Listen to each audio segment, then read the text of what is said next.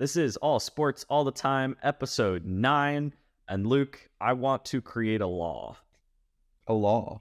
Like Yes. like the kind that is enforced by legal people? Now Or that like a law like in making chemistry? no, not a chemistry law. Absolutely not. Never. No. I don't know exactly the difference between a rule and a law. I would like this to be in effect everywhere, but I don't know if it's important enough to be considered a law.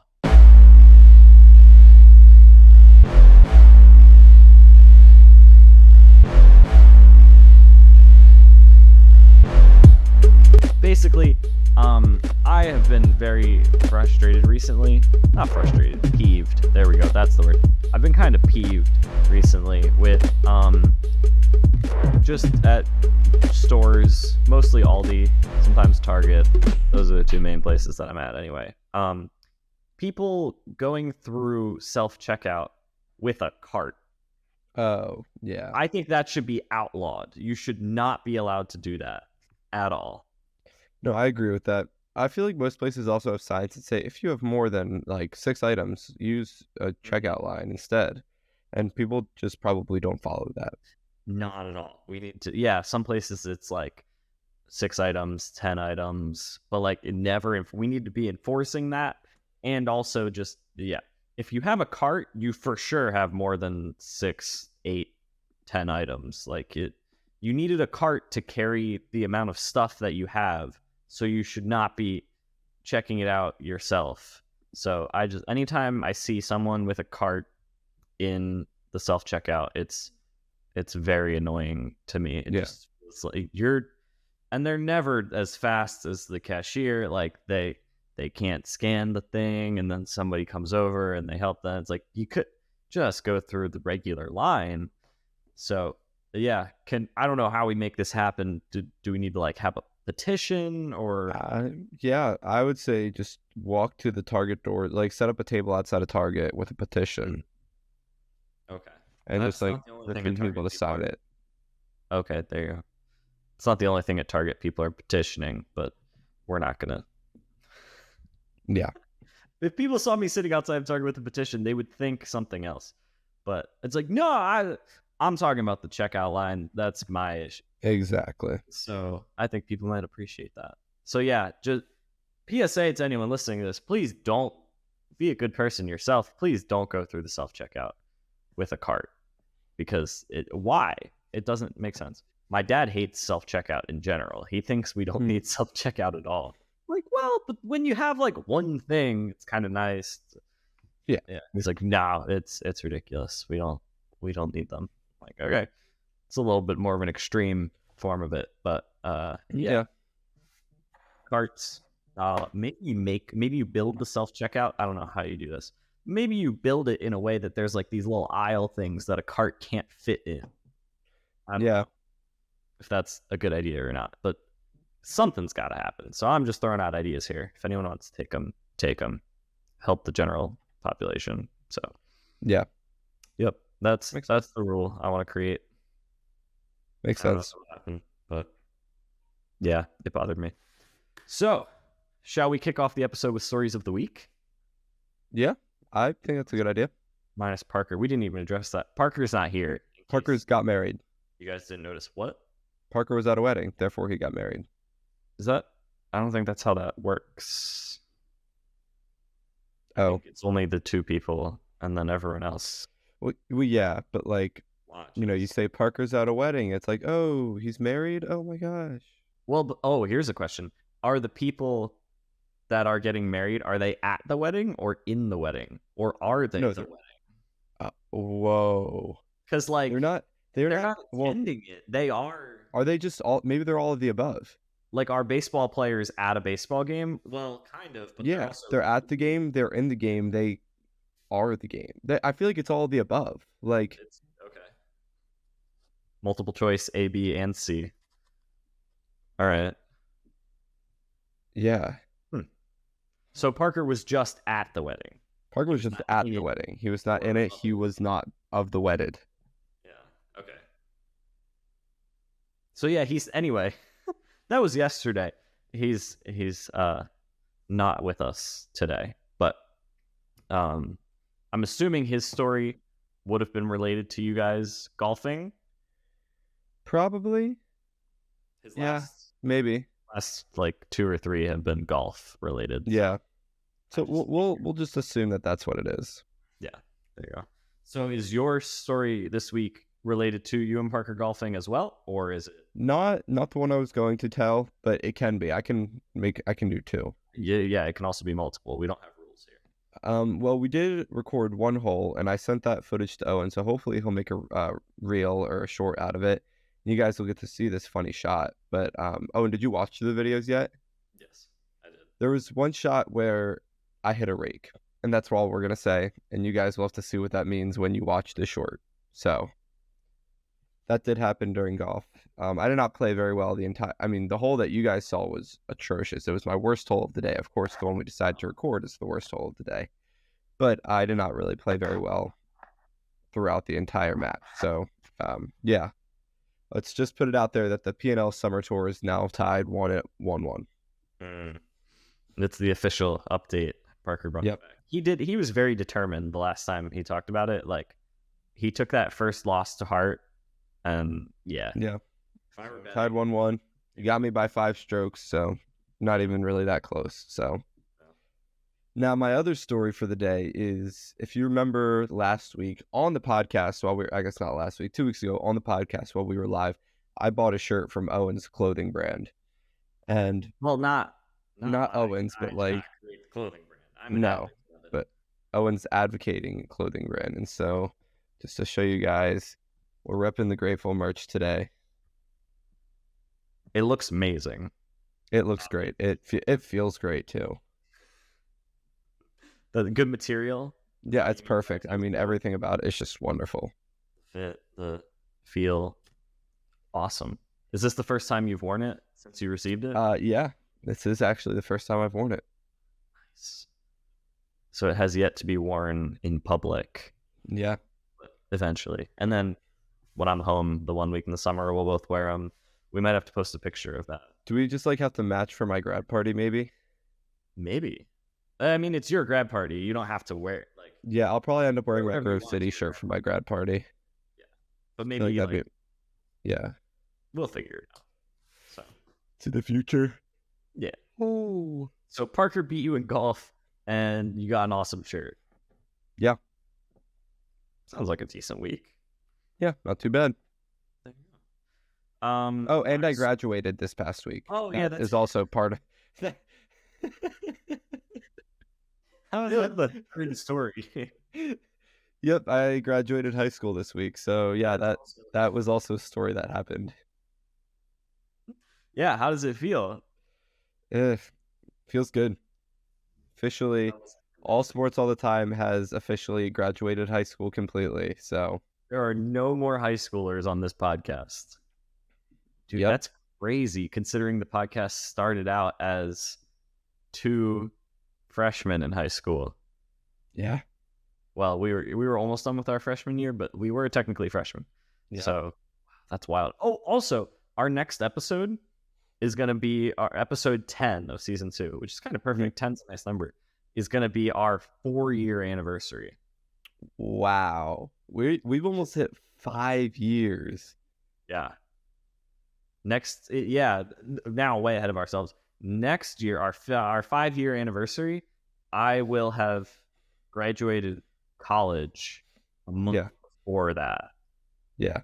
Which is, when we started the podcast, I did not think that's how it was going to be. You were not thinking about graduating college. No, nor doing 5 years of a podcast. None of it.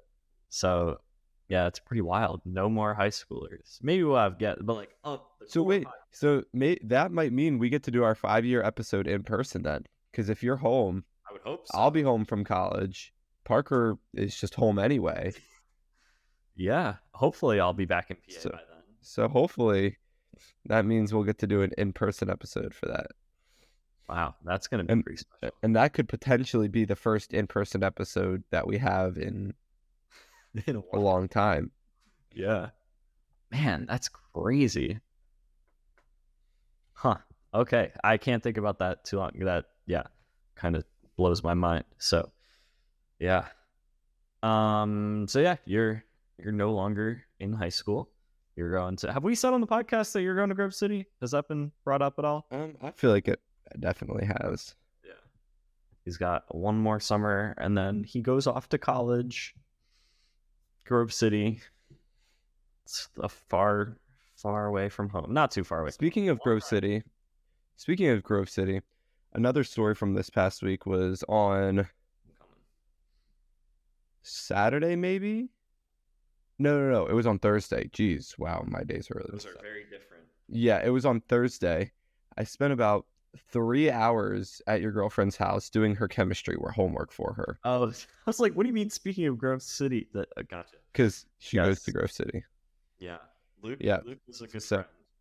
So it was actually kind of nice because I missed chemistry and I got to just like do a bunch of it all over again, and it was kind of nice. I'm not gonna lie. So weird. We had chemistry. It took me a little bit to get back into it, but once I was into it, I was doing those mass to mole ratios like nobody's business. This is Luke and I had chemistry together. Yes, yeah, that's like 2.5 years ago. So I got to experience the full blown Luke chemistry obsession, and it's impressive, but also I don't get it at all. It's yeah. It's a good skill to have, though, especially when, you can help other people out who are taking summer online classes involving chemistry. So, yep.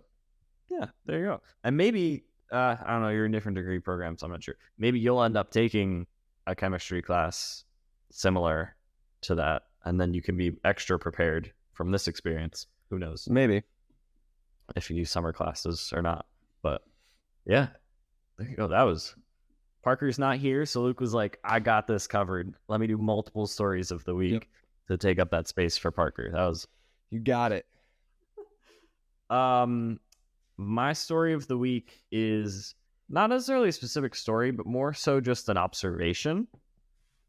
Florida kids are built different. We kind of already knew this. Like, Florida has, like, really good athletes and stuff. That's kind of well known. A lot of the really elite athletes come from Florida. But just, I'm not talking athletically. I'm talking about a certain sort of mentality of just, they're very bold, these Florida kids that I've experienced. It's, my specific story is last week, a group of sportscasters were playing basketball. We tried to go to this, it was going to rain. So we tried to go to this indoor court that we don't normally go to, but like it was an option. And they said, yeah, we called ahead. They said, yeah, we're open. We went. They were like, no, we're not open. So that was awesome. So we went to the outdoor courts. It was all good. We were playing there. But what we didn't think about is there's an elementary school like right across the street. And the kids, a lot of them, I guess, or at least some of them, don't go straight home. They after school, they just go over to the basketball courts. So we're like in the middle of games, like we've split off. We were doing like a bunch of different 3-on-3s. So like we're in the middle of this like mini tournament we've got going, and just like a bunch of, I don't know how old they were. Let's say 8 to 10. Multiple occasions, these like 8 to 10-year-olds just like show up. There's college kids playing, and they just show up and they're like, "Hey, can I have the ball? Let me jump in. I'm gonna play with you guys." And we're like, "Whoa, you're 8." Like, imagine myself, say you're in like 4th or 5th grade and there's college kids playing basketball. I'm not going over to them. Like, that would never cross my mind to be able to just like walk up and be like, "Hey, let me jump in with you guys." Like, what? I wish Parker was here because I feel like Parker would do that. Parker as a child we'll have to ask his mom sometime. Be like, "Mrs. Wolf, what was Parker like Parker as a kid was for sure the kid who just like on the playground was like, oh, there's some kid I don't know. Hi, want to be friends? Like that sort of thing. I never understood that. I'm the exact opposite. Like if I was little and I was on the playground, like I'm playing by myself or with my brothers. Like if a kid came over to me and was like, "Hi, want to play?" I was like, sure. No. But my brain doesn't understand the kids who were like that. Like that would never cross my mind to go up to a random kid on the playground and be like, "Want to be friends?" That's just not. Yeah, that was not something I'm not I wired did. that way. Yeah, we're both. We're similar in that sense. Yeah.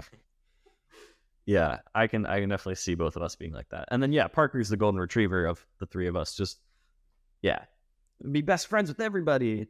So it's good. We balance each other out. But yeah, so that just the boldness of these kids to just be like, yeah, I'm gonna hop it. Let me play. Was pretty impressive. Also, they were all wearing Crocs. Like none of them were in sneakers. I'm like, how are you gonna play basketball in Crocs? Doesn't seem smart. And then also just like a general this might be just like a kids these days thing, not just this. So I'm not going to put this last one on Florida kids specifically, but just like a lack of awareness of what's going on around them. Like just again on the basketball courts, like, oh, they found a ball and they're just like shooting at the hoop while we're playing on that court with that hoop. So like you're under the basket and just all of a sudden a ball is flying at it. You're like, what? Why are just people are playing a pickup game and you're shooting on that hoop while they're playing. I almost got hit one time. Another kid just like, I guess, rode his bike to school, decided, I'm gonna come inside the fenced outdoor basketball courts and just ride my bike around in there, like in between the courts and stuff, popping wheelies. Like there's this whole parking lot over here for you to ride your bike. You didn't have to come in to the basketball courts to ride your bike. You're gonna get hit by a ball or something. Like, yeah. So just young Florida kids are different. Yeah, that's my story / observation of the week. Interesting. Yeah. So, we don't really, just a little insight into podcast prepping. We're recording bi-weekly now, which makes it very hard to talk about like daily current sports stuff, because it's like we record and then the episode comes out anywhere from 24 to 48 hours later, depending on when we record. It always comes out Tuesday, but we record and then it comes out. So first of all, it's not a live episode, so stuff can happen in between. And then second, we might talk about something and then 2 weeks pass and then we talk again. So just with podcast prep, it's very hard for us to do current events type stuff, basically, is what I'm going to call it. So just like a programming heads up, I think a lot more of the episodes in this format are going to be more like general stuff, like segments and like rankings and games and like that sort of stuff, and less headlines and daily news, because that's just, by the time it comes back around, like it's just not going to be up to date. That's not entertaining content. So just case in point, we're going to do the rest of this episode. We're going to have a segment and we're going to do rankings. So are you ready, Luke? Oh, I'm so ready. I know Luke is ready because he told me like a week ago, I've got the best What's Your Number prepared. So this is probably the most highly anticipated What's Your Number we've ever had, I might say. I'm going to pull up the text just to make sure I quote you right, because you said something about, did you text me or did you say it over the phone? It might have been over the phone, so I might not have a text. Yeah, I might have. But basically you were like, I know exactly what I'm doing for What's Your Number. I have a plan and I'm so excited about it. And so that, I was also excited when you said that, but it also scared me a little bit, because the way What's Your Number works is Parker and Luke quiz me on what numbers athletes wear, and they try to stump me. So I'm worried that based on Luke's excitement, he's going to really bring it this week. Yep. So, help. Are you ready, Owen, to know what's your number you're going to be playing? And there's a good reason I didn't tell you beforehand, because I didn't want you to prepare and study for it. Ready as I'll ever be. You are going to play 14U Hempfield Baseball. What's your number? You didn't even take professional athletes. You pulled Nope. up our old 14U roster. Yup. Where did you find the roster? No, it's just a picture of us together. Oh, you found it. Okay. So, and we had all our jersey numbers right here on the front. I also feel like I remember a decent amount of them. So, Okay. Dang, there's a lot of pressure now. Because Owen, how are you feeling about this? Are you feeling like your preliminary feelings right now? Are you confident? Are you like, oh no? Yeah, I'm running them through my head right now. I would say I'm confident in quite a few of them, but I think there's going to be one or two that I mess up, and I'm just really going to be kicking myself. Okay. We'll start it off easy. We'll start off really easy, actually. Owen, what was your number? 11. Okay, that's good. The only nickname I've ever had is Ones. Great nickname. Absolutely goated nickname. 11. So, okay, Owen, what was my number? 41, obviously. That was always your number. Okay, 2 easy ones right off the bat. Now we'll start getting a little trickier. How about Dawson's number? Okay. Dawson wore number 14. It was the inverse of 41. That is correct, and it was funny because we were pitcher catcher, so exactly the battery. Exactly. Okay. No one listening to this episode is gonna know. Like when I say it, they're not gonna know for sure. So it's just everyone's just trusting you that wasn't involved with that team that's listening. Oh yeah, and trust me, I'll tell them if you're wrong. Oh yeah. What was Kyler's number? 4. That is correct. Okay. What was Carter's number? 21. That is correct. Wow, you're killing it. You're killing it. What about Connor Eby's number? 7. Yeah. Wow. You're doing better than I thought you would. Yes. I'm trying to be quick now and just like trust my gut. When I talk less in between, that's when you know I'm like really focused. Okay.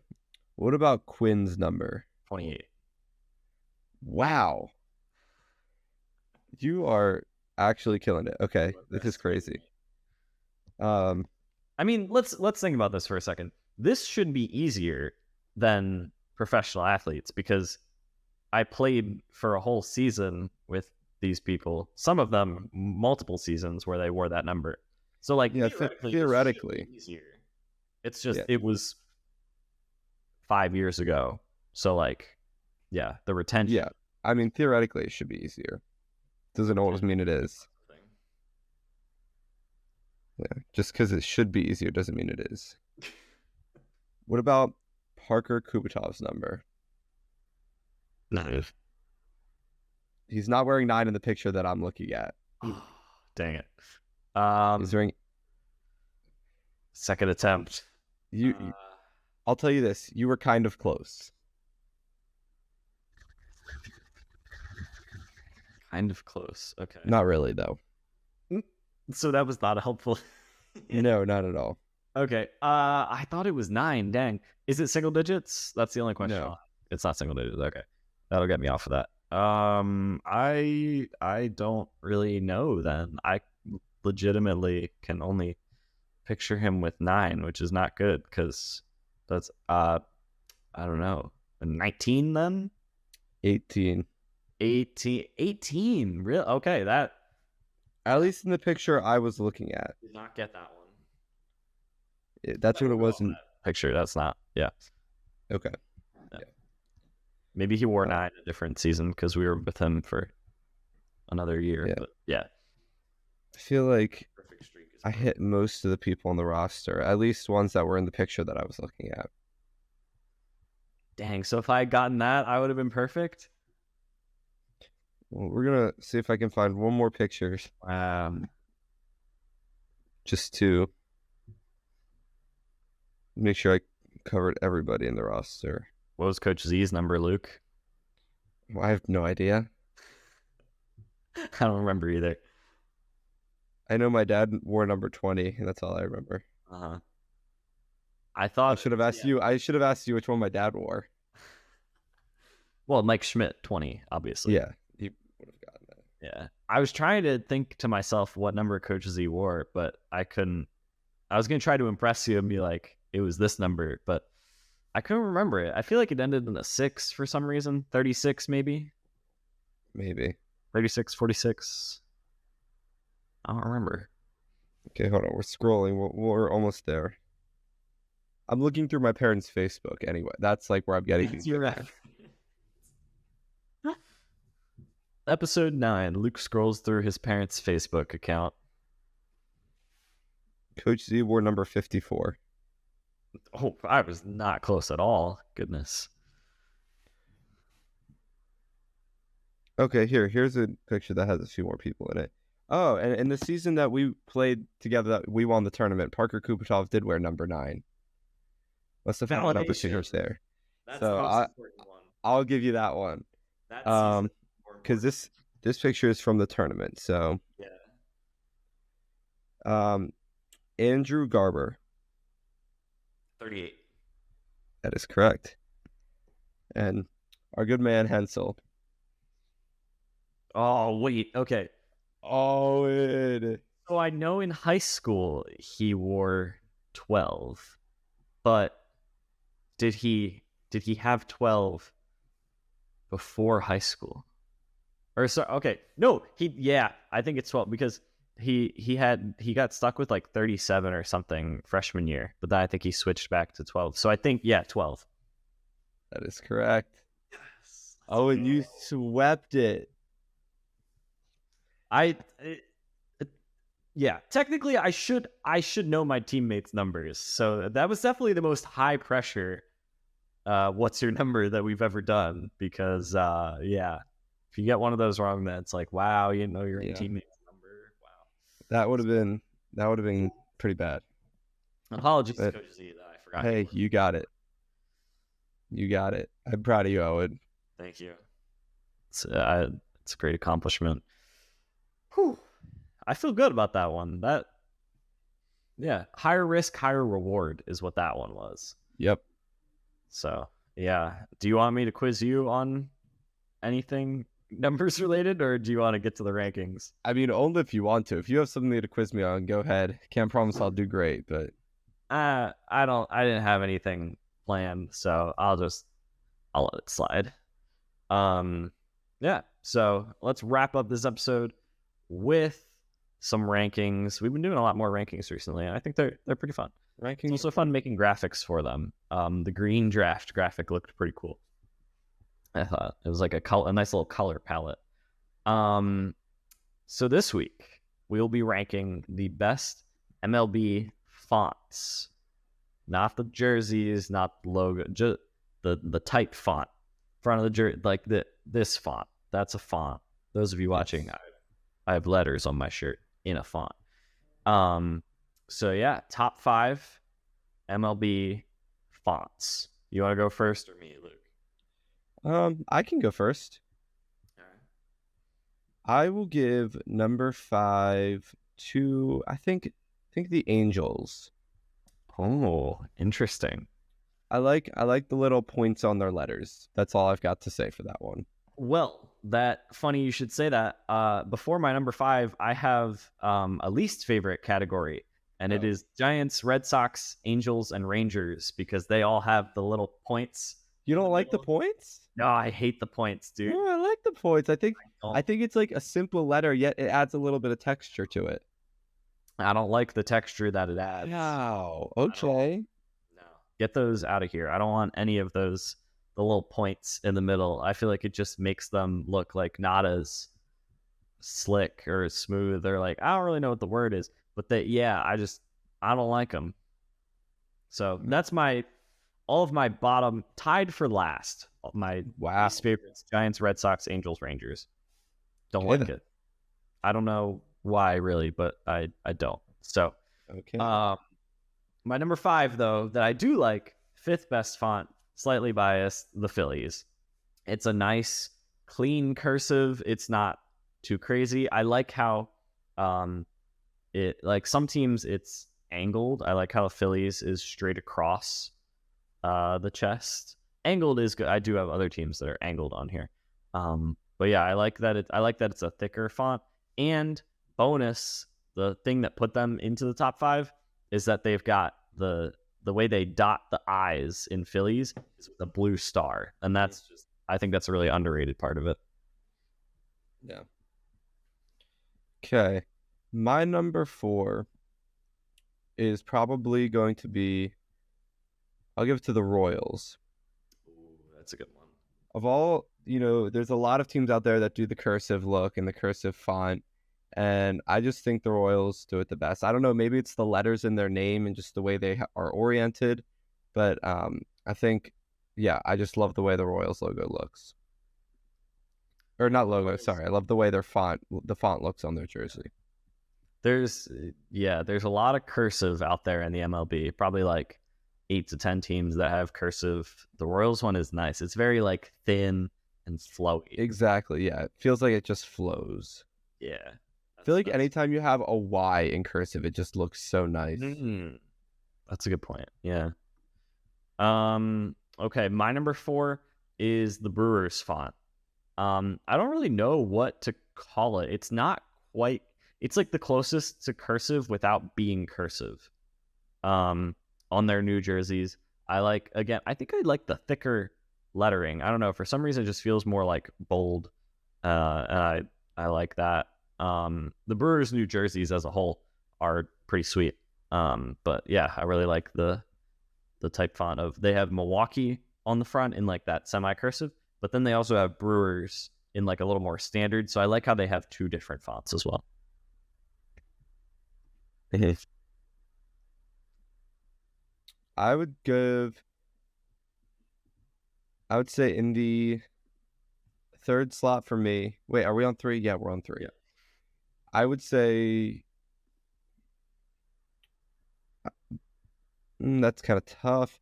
I'll give it to the Diamondbacks. Okay. I like their font. It's interesting. It's not really like, it's different. It's simple and blocky, but it's also a little bit of like zigzaggedy. I don't even know how to describe it. It's unique, and I kind of like it. Yeah, you don't. The thing is, you don't really see many other jerseys like that. Mm-hmm. Yeah, they definitely win points for uniqueness. I had them. They were in consideration for my top 5. I like that one. My number 3, I had the Toronto Blue Jays. Another one. Both of us in our 3 spots, we got like very different. Yes. Blue Jay. Nobody's is like the Blue Jays. The Blue Jays have double line everything, double line text, double line for their numbers. And I think it looks really good. It's double line, but like the font itself, like if it was solid, it's pretty standard looking, so it's not like crazy design. But yeah, and I like how Blue Jays goes across the front. It's kind of like smaller, like it doesn't take up a ton of space on the front of the jersey. And then double lines is just the uniqueness. So Blue Jays at 3. Yeah. I would say in my 2 slot, I have got the Brewers. Very similar things to what you said about them. I love the cursive-ish, but it's also like, it looks like almost somebody just like sat on the top of it, and all the top of the letters are flat. Like, I don't know. It's blocky. It's not too thick. It's the way it goes across the front of the jersey. I don't know. I just like it a lot. It's a different type of cursive, and I like that. It's not your generic baseball cursive. It's a different type, and it just looks nice. Yeah, it was our first repeat, the Brewers. Congratulations, Milwaukee.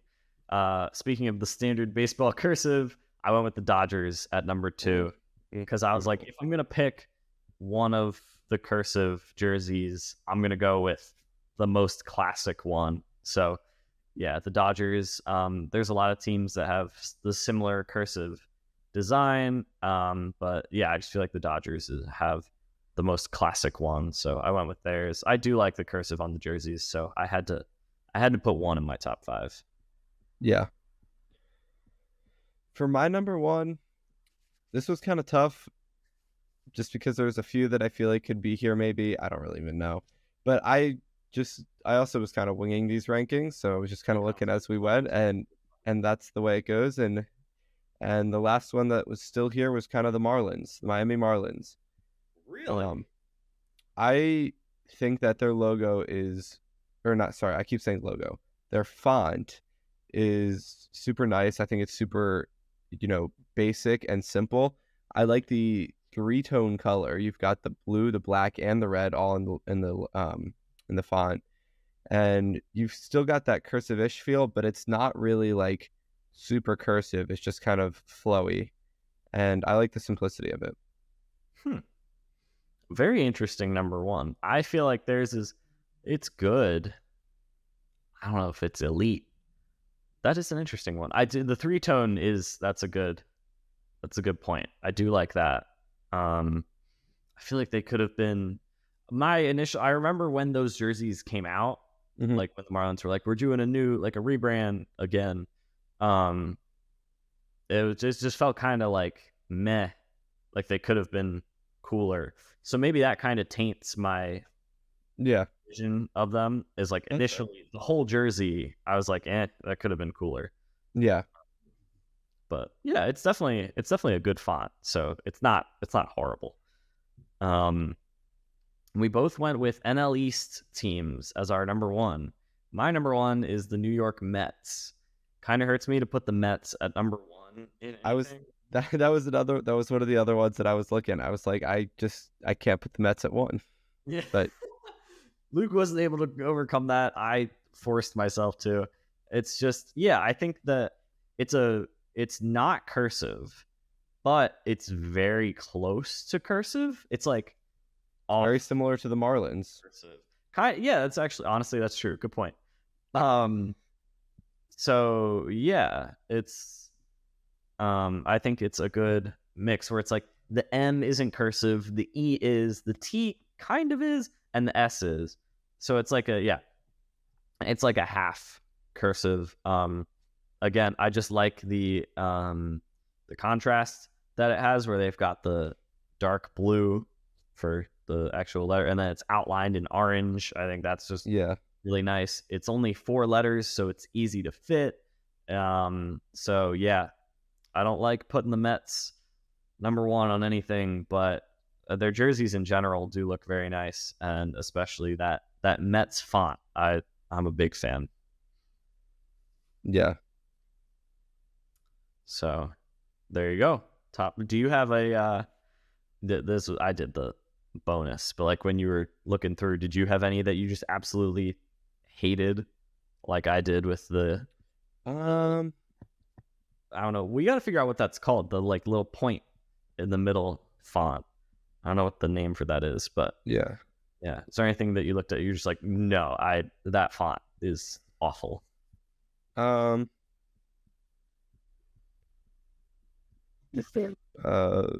Honestly, like the Cubs.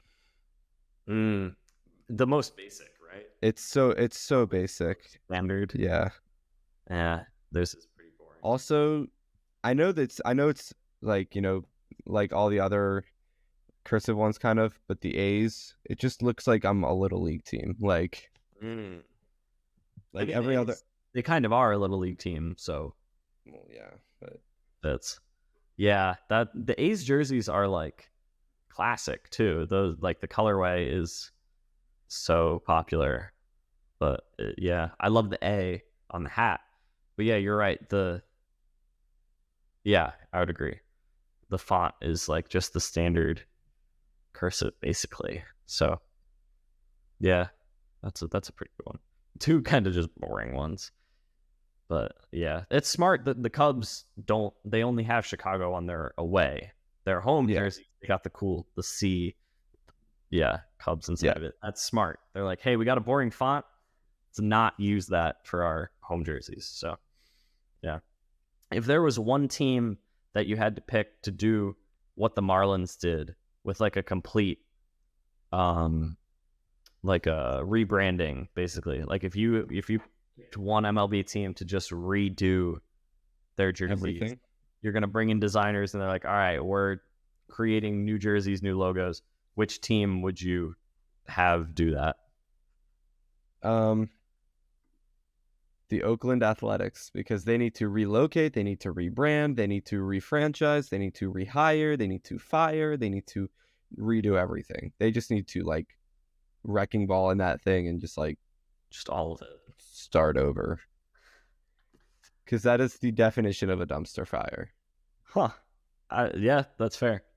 Or the White Sox. The White Sox I feel like the White Sox need to make they just need to change. You've got the Red Sox. I don't know. You've got the Red Sox, which are the better of the two Sox, and you've got the Cubs, which are the more well-known and, I don't know, the better of the two Chicago teams. So,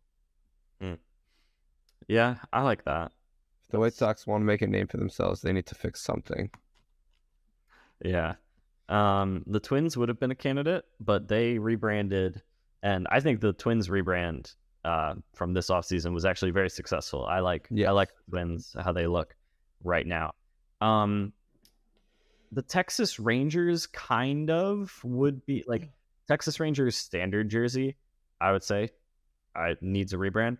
But then they kind of they half rebranded the other offseason, and they kept their main jersey, but they also added a bunch of alternates. So I can't fully say them because I do like their new additions. So I would say the Angels. I think the Angels need that's fair. A complete rebrand, get some new jerseys in there and stuff. Because again, actually, similar to yours, the Angels just need something to change. So maybe the jersey rebrand would be good.